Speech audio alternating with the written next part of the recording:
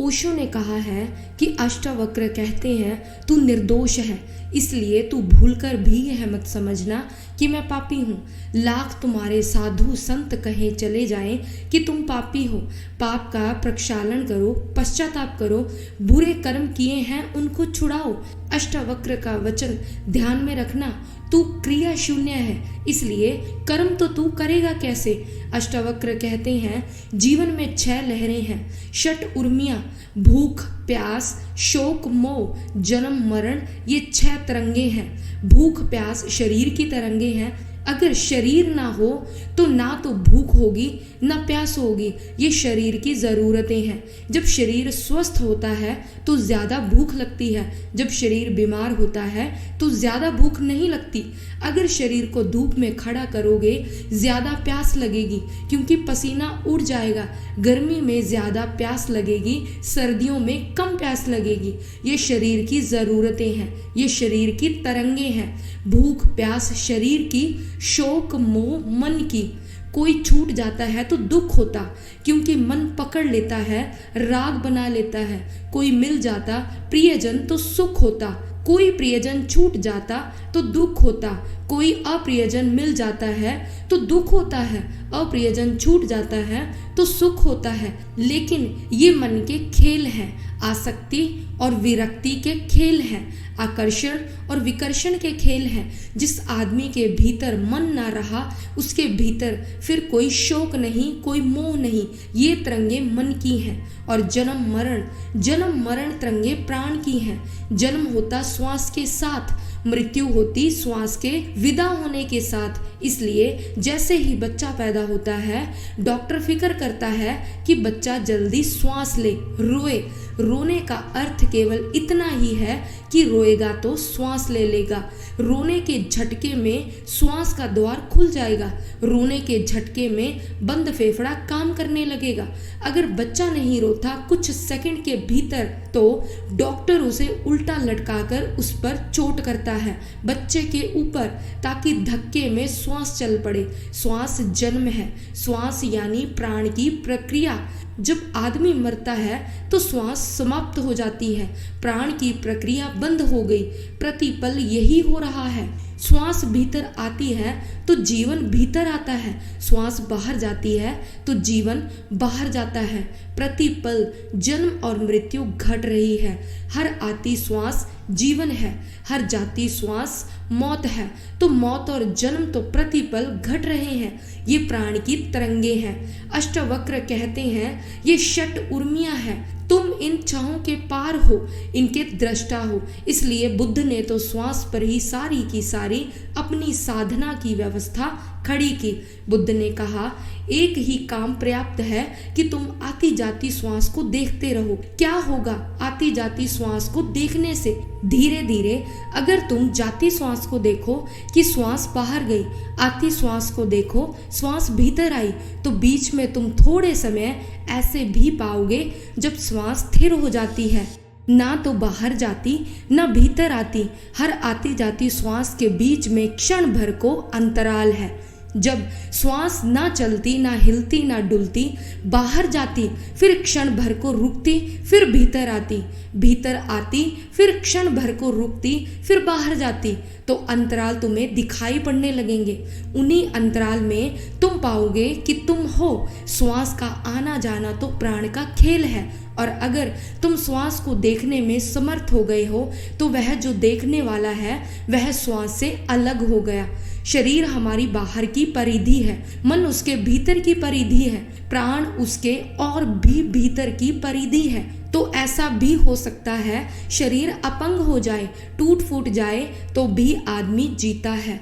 मन खंडित हो जाए, विक्षिप्त हो जाए, जड़ हो जाए तो भी आदमी जीता है। लेकिन बिना श्वास के आदमी नहीं जीता। मस्तिष्क भी निकाल लो आदमी का पूरा तो भी आदमी जिए चला जाता है। पड़ा रहेगा मगर जीवन रहेगा। शरीर के अंग अंग काट डालो, बस श्वास भर चलती रहे तो आदमी जीता रहेगा। श्वास बंद हो जाए तो सब मौजूद हो तो भी आदमी मर गया। ये 6 तरंगे हैं और इन 6 के पार दृष्टा है। तू असंग है, कोई तेरा संगी साथी नहीं, शरीर भी तेरा संगी साथी नहीं, श्वास भी तेरी संगी साथी नहीं, मन के विचार भी तेरे संगी साथी नहीं, तू असंग है, भीतर भी कोई साथी नहीं, बाहर की तो बात ही क्या, पति पत्नी परिवार मित्र प्रियजन कोई साथी नहीं, साथ होंगे संगी कोई भी नहीं, साथ होना केवल बाहरी घटना है, भीतर से किसी से कोई जोड़ बनता नहीं, तू असंग क्रिया शून्य है। इसलिए कर्म के जाल की तो बात ही मत उठाओ।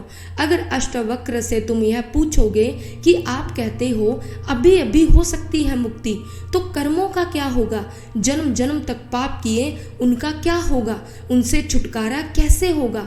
अष्टवक्र कहते हैं तुमने कभी किए ही नहीं, भूख के कारण शरीर ने किया होगा कुछ, प्राण के कारण प्राण ने किया होगा कुछ, मन के कारण मन ने किया होगा कुछ, तुमने कभी कुछ नहीं किया, तुम सदा से असंग हो, अकर्म में हो, कर्म तुमसे कभी हुआ नहीं, तुम सारे कर्मों के दृष्टा हो, इसलिए इसी क्षण मुक्ति हो सकती है।